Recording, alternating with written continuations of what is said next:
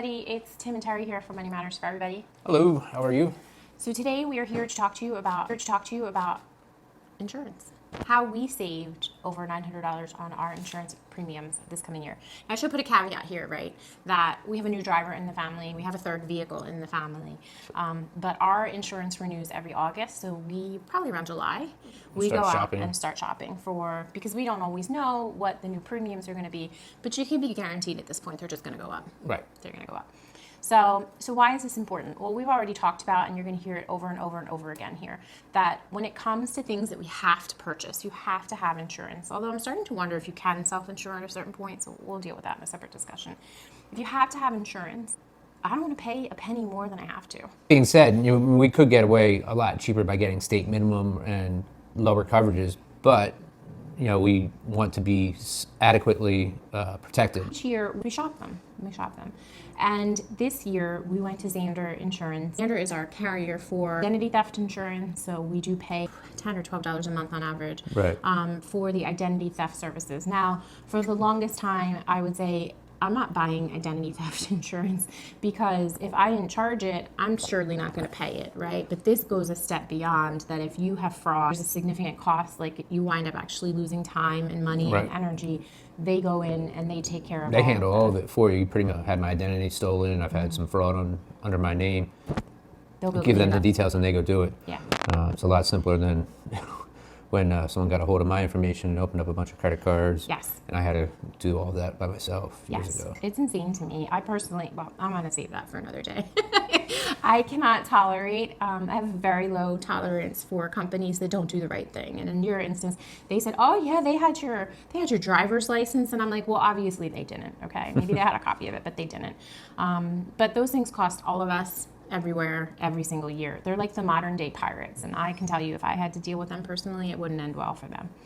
So back to the insurance. So we spent about an hour, Tim spent about an hour on the phone with Zander, probably start to finish, would you say? Or maybe a little more?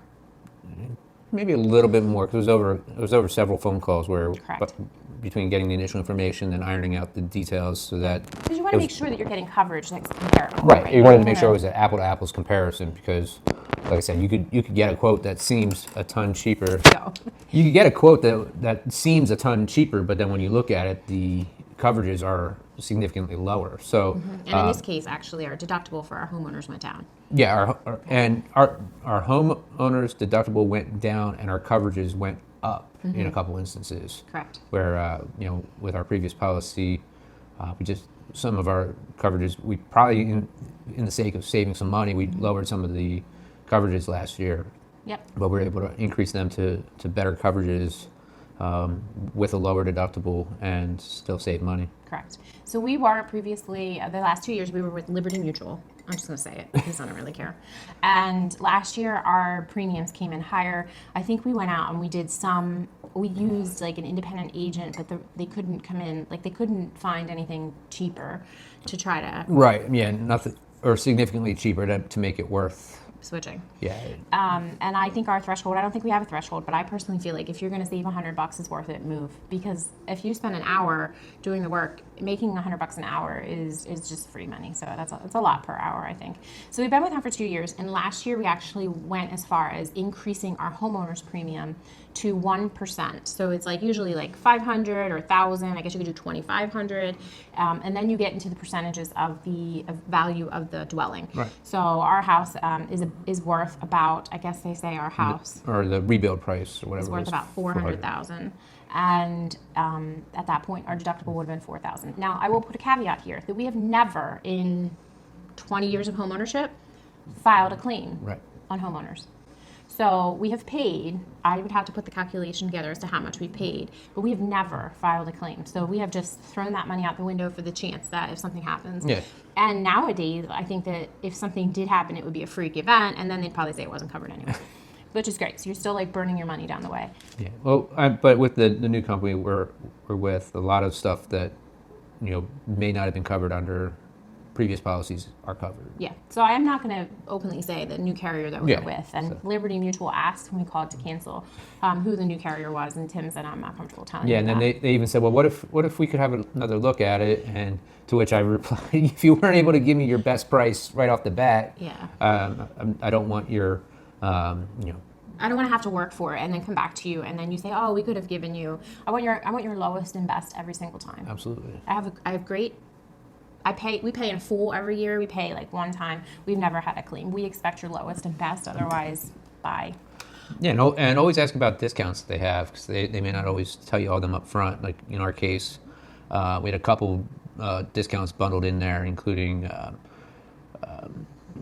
prepayment, paying it all up front, advanced pricing, and I think that's why, because we were quoted and paid and then had like a 10-day period until our policy was effective. I think that's in order to get that advanced planning discount.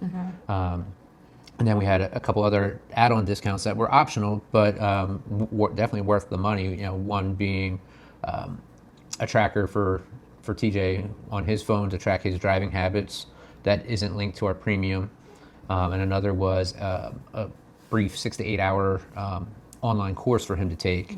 And those two discounts combined were significant, like $500. Yep. So, it was definitely worth, the little bit of time that he's going to have to put in, watching lessons online. Yep.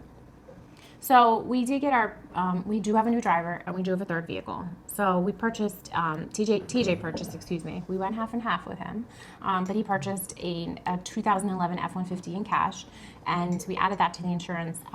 We still had a couple months left in the current policy year, so that cost us $35 to add to the policy per month. And then when we went to add, we learned that when we added TJ to the policy, that was going to drive the price up $1,800 for the next insurance year. And that seemed high to us. Yeah, it was very high. So it was worthwhile for us to go out and explore, like, is there any other options out here? While we were going through this process, because we normally look in the month prior we start looking for the insurance. Maybe we should start looking like a month or two ahead of time. We set the money aside in an escrow and a high yield savings account. So just as an FYI for that was something we did fairly recently.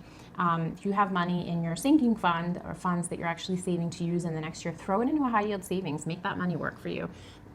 I would not recommend putting it in the market, even though my mutual funds are up 18%, over 18% since January 1st, which I'm like, woohoo, right? Yeah. I'm not that smart. I manage my own funds. Like, I got this figured out, 18% interest. I'll take it. I know it's temporary. I know it'll probably drop. So, but that's not normal. Now, if I had dropped that money in January 1st and could time the market and I could take it out now, I would have made 18%. No, well, not even, divided by 6. Anyhow, so in between, we got our annual renewals, like what the new premiums were going to be. And a look at our homeowners was going to go up 22%. And remember, we have a 1% deductible. So before insurance would even kick in, we would be on the hook for $4,000 deductible. And our auto went up 12%. And again, this was before adding TJ as our new driver. It did add the new vehicle, Yeah, it did include the the F-150, because TJ's 16, so I don't think he could have the vehicle in his name. I don't know. They didn't give me an option for that when we went to purchase it. They assumed it was going to my name. Yeah. So we talked about the $1,800, and it didn't seem reasonable to us. We've never filed a claim for homeowners, and it's been at least 15 years since we filed an auto claim at all. It's just like everything else with insurance. We pay for it, and we try our damnedest not to use it, because we know that our premiums will just go up. But apparently that rule has changed. So I think something's going to have to give in the market where, with homeowners insurance and auto insurance and health insurance, like, people just say, forget it, I'm opting out, I'm done, I'm not gonna carry this stuff. But if you do that, then I guess your house has to be in a trust. Like, you have to kind of work the system so that you don't own anything. I guess you're in that privilege class now, where you have to make sure that you don't own anything. The trust owns everything. So last year our homeowners was $884, and this year it was going to go up to $1,083. Now, with the new insurance provider, it is $1,194, but because of the bundling with the auto insurance, everything came in cheaper. That Ford F-150, so the auto was, last year, I can't even remember what the auto was. It was like $1,034, I think. And then remember, we had to add this new F-150 for TJ, which was $35 a month. But the new premiums were going to cost us $1,768 plus $1,800 to add TJ. I should have done the math, but it's about $3,600.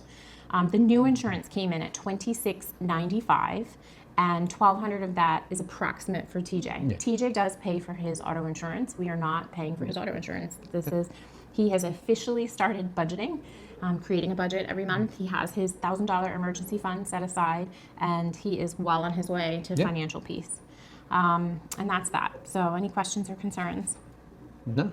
So it's been about an hour worth of time and wound up saving over 900, maybe close to 1,000, right? Yeah. No, 900, because we went from 3,600 on the insurance to 2,695, so it's about 900. But then we wound up going up a little bit on the homeowners, so maybe 800 at that point. End of the day, the end of the story is it's your money. Like, you work hard. It's still a for your significant amount of money, whether it's 800 or 900. But and Tim spent like no more than an hour and a half, maybe 2 hours max on the phone, and you're going to save 900 over what? Well, TJ's really going to be the benefactor here. He should thank you. He did. He actually did. But that's like making you save, like, we'll say 800 for conservative purposes. And if it took you 2 hours, that was 400 an hour. You can bill at an attorney's rate or a half hour of a orthopedic doctor. Congratulations. So we hope that you found this helpful.